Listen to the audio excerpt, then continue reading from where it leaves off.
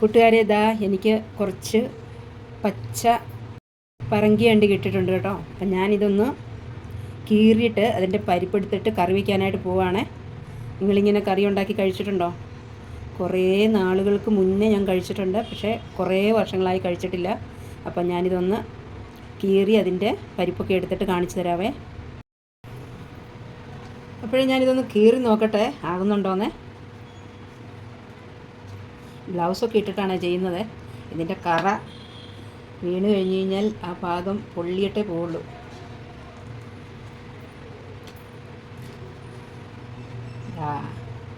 നമ്മുടെ കഷ്യൂ ഇങ്ങനെ ഓരോന്നും കട്ട് ചെയ്തിട്ടെടുക്കണേ. എന്നിട്ട് നമ്മളുടെ ഇറച്ചിക്കറി വയ്ക്കുന്ന മാതിരി ഇത് ഓരോരുത്തർ വയ്ക്കും. ഇതാ കണ്ടോ, അടിപൊളിയല്ലേ?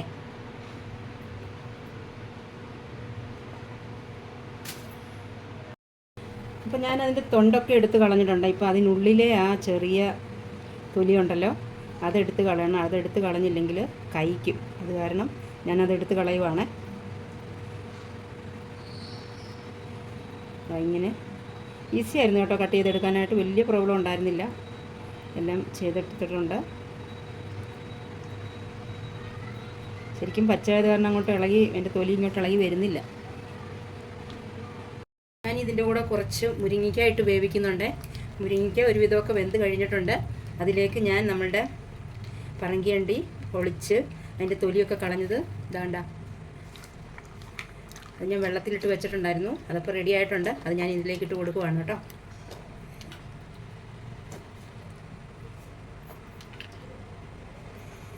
അത് കഴിഞ്ഞിട്ട് അതിൻ്റെ ഒപ്പം തന്നെ ഞാൻ കുറച്ച് മാങ്ങയും കൂടി ഇടുന്നുണ്ട് കേട്ടോ.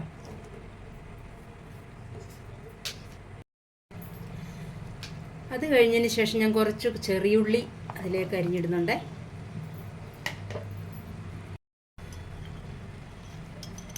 അതിലേക്ക് കുറച്ച് മഞ്ഞളും കൂടി ഇട്ട് കൊടുക്കുന്നുണ്ട്. അത് കഴിഞ്ഞ് കുറച്ച് ഉപ്പും കൂടി ഇട്ട് കൊടുക്കുന്നുണ്ട് കേട്ടോ. അപ്പോൾ അത് നമുക്കൊന്ന് മിക്സ് ചെയ്തതിന് ശേഷം അടച്ചു വെച്ചിട്ട് വേവിക്കാം. അപ്പോൾ അത് വേകട്ടെ നന്നായിട്ട്. അപ്പോൾ ഞാൻ അതിൻ്റെ അരപ്പിനായിട്ട് കുറച്ച് തേങ്ങ എടുത്ത് ഫ്രൈ ചെയ്തിട്ടുണ്ട്. ഫ്രൈ ആയി വന്നു കഴിഞ്ഞ് കഴിഞ്ഞപ്പം കുറച്ച് മുളക് പൊടി, മഞ്ഞൾ പൊടി, മല്ലിപ്പൊടി, കുറച്ച് ഇറച്ചി മസാല ഇവയെല്ലാം ഇട്ട് നന്നായിട്ട് ഫ്രൈ ചെയ്തെടുത്തേക്കുന്നതാണ്. ഇതിൻ്റെ ചൂട് പോയി കഴിഞ്ഞ് നമുക്ക് മിക്സിയിലൊന്ന് നല്ല ഇതായിട്ട് നമുക്കൊന്ന് അരച്ചെടുക്കാം കേട്ടോ. അപ്പോൾ നമ്മളുടെ ഇത് വെന്തിട്ടുണ്ടെന്ന് നോക്കാമേ. ഓക്കെ, അപ്പോൾ ഇത് വെന്തിട്ടുണ്ട്. നമുക്കതിലേക്ക് ഞാൻ തേങ്ങ അരച്ചിട്ട് വന്നിട്ടുണ്ട്. അത് നമുക്ക് അതിലേക്ക് ഒഴിച്ചു കൊടുക്കാമേ. നന്നായിട്ട് അരയ്ക്കണം കേട്ടോ.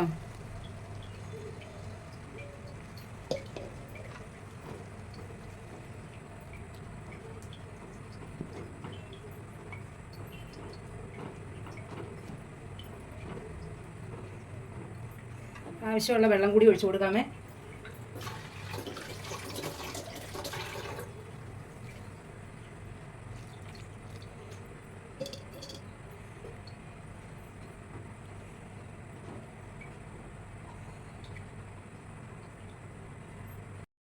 അപ്പോൾ അത് നന്നായിട്ട് തിളച്ചിട്ടുണ്ട്. അതിലേക്ക് ഞാൻ കുറച്ചുകൂടി ഉപ്പിട്ട് കൊടുക്കുകയാണേ.